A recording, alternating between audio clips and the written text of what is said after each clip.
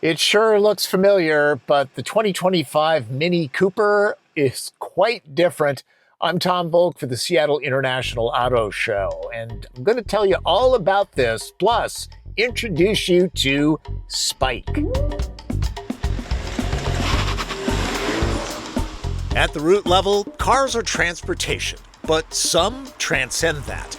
Mini Cooper adds pop culture statement, entertainment center, and art canvas to its conveyance mission. It has more personality per square inch than any machine on the road. If this one looks a bit different, it's because 2025s are the next generation, and there are significant changes. Unlike Countryman, that has grown quite a bit, this remains about the same size. Pricing starts at $30,000. This Cooper S in iconic trim stickers for $37,300 as tested. It may be the most configurable vehicle on the planet. There's the two-door, the four-door, the convertible. If you don't like the Sunnyside yellow paint, there are 9 others to choose from. 3 different colors of contrasting roof, plus wheels and stripes. This is not for the indecisive.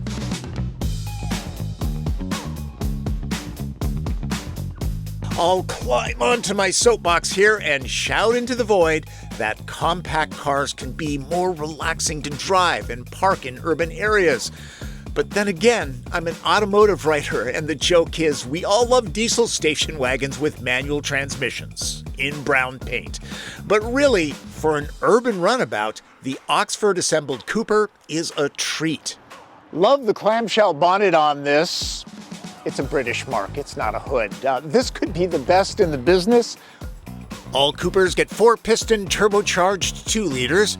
The base tuning makes 161 horsepower. The S's bump boosts it to 201 horses and 221 pound-feet of torque. There's a lot happening on the pie plate screen, but not everything. This display looks a lot better in person.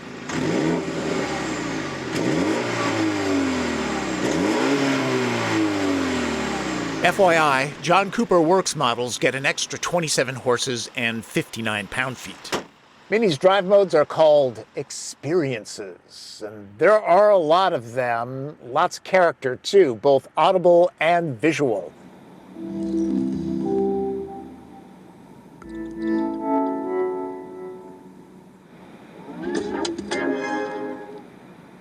3-pedal Mini Coopers are not a thing. The dual clutch has 7 speeds at the ready. Curiously, the S does not get shifty paddles here. The Cooper is strictly front-wheel drive, even the JCW. Cooper S zips to 60 miles an hour in 6 seconds. It takes just a beat for the engine to hit its power band sweet spot around 1,500 RPM, but then you're motoring. Wet pavement and leaves don't help much. Stand on the throttle hard, and there's a little bit of torque steer tugging on the wheel, but it's manageable. The engine is nice and smooth. The note has some character. Apparently, some of the snap, crackle, and pop comes from the speakers. It all sounds real. It all entertains the ears. That's not all that's engaging. Go-kart handling. Not just a marketing slogan. Truth in advertising. There's nice bite on turn-in. This thing is just a joy to chuck into corners. It's fun all day long. I didn't notice a huge difference between the experience modes other than go-kart. Cooper S weighs 3,014 pounds. The Turbo 4 gives it good grunt in urban skirmishes. I'm curious how the higher performance John Cooper Works edition would feel on the street. There's a balance to the S's setup that really works. A lot of people are going to want a manual transmission in this car. I guess that's not happening. The consolation is the automatic is really good, nice, crisp, precise shifts. The suspension is not adaptive or adjustable, doesn't need to be. The sport to comfort ratio is spot on. With a wheelbase of 101 inches, there's a little bucking on pavement with large bumps and heaves, but it's mild, considering. I have tried so hard to get a good shot of the head-up display speedometer. In person, it looks good. I just can't photograph it very well. I've tried.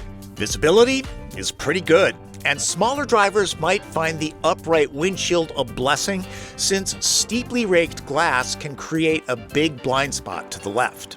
The average EPA fuel economy is 32 miles per gallon, whether it's the Cooper or the Cooper S. So if you go with more Scoot, it's not hitting your wallet all that hard, except for both do want premium fuel. And the Cooper S does cost more initially. When it comes to active electronic ADAS safety tech, automatic emergency braking, lane keep assist, active cruise control, and blind spot warning are available. Check when ordering your Cooper to make sure you get what you want.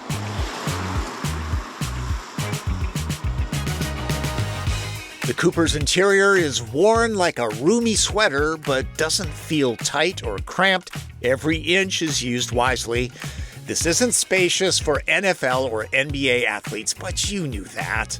The cabin inspiration comes from the original truly tiny Mini, but it's far more plush. Plus, this kind of tech was science fiction in the 1960s.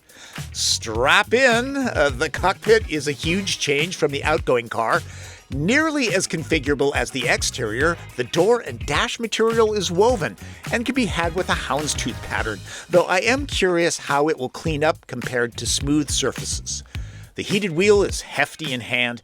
Nearly all of the toggle switchgear is gone, replaced with the offspring of an iPad and Frisbee. It's bright and crisp with spot-on touch response. The hitchhiker, well, that's Spike. Cat lovers can switch to a car avatar. There's a lot happening here. That's why natural voice commands are so important. This one is connected and adorable. Hey, Minnie.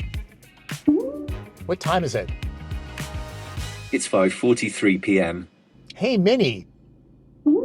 You have an English accent. I'm single and happy to be here. All right, good to know. You can do all sorts of things, like control parts of the car. Hey, Minnie. Turn on the heated steering wheel. Steering wheel heating on. Excellent. You can get directions. Hey, Minnie. Any Mexican restaurants around? I found a few options. El Chupacabra, 6711 Greenwood Avenue North. Number one is pretty good. It also has a sense of humor. Hey, Minnie, tell me a joke. Why should you always invite a mini convertible to your party? Because it'll raise the roof. Dad jokes. The Charge Pad offers up a snug hug, holding tight in the hardest of go-kart maneuvers. The Mini app brings digital key to phones. You can check the car's status, plus send directions to the Navi system, and much, much more. Between Spike, Siri, and whatever Google calls its assistant, no one will be lonely in a Mini.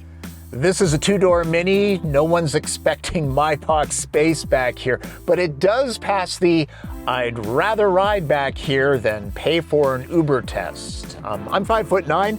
I have just enough headroom with these seats adjusted for my driving position. I actually have enough knee and leg room, same with foot room for my size 11s. There's a cup holder, no USB ports or seat back pockets though. The seats are kind of upright, but again, this is a Mini. This back seat may seldom, if ever, get used. Back to the front, storage nooks are generally good, but, on the small side, of course. This is an armrest, it doesn't open.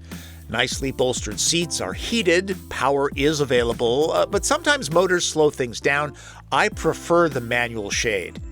As the sun drops, the lighting experience rises, and not just out here. It's pretty dramatic in here. Colors and patterns change with the experiences. I originally thought this was backlit through the fabric, but it's projected. Kind of clever. It gets people's attention. There's ambient lighting in the door panels and such, but my camera isn't so great in low light. No surprise, cargo space is at a premium. With seats up, it's around 9 cubic feet or 2 carry-on suitcases. The floor is dual level for storing small things underneath. All things considered, I can see owners keeping the bags folded down most of the time. In that case, it measures out to 34.4 cubic feet. Pretty useful, actually. Small cars generally fall into the cheap and cheerful category.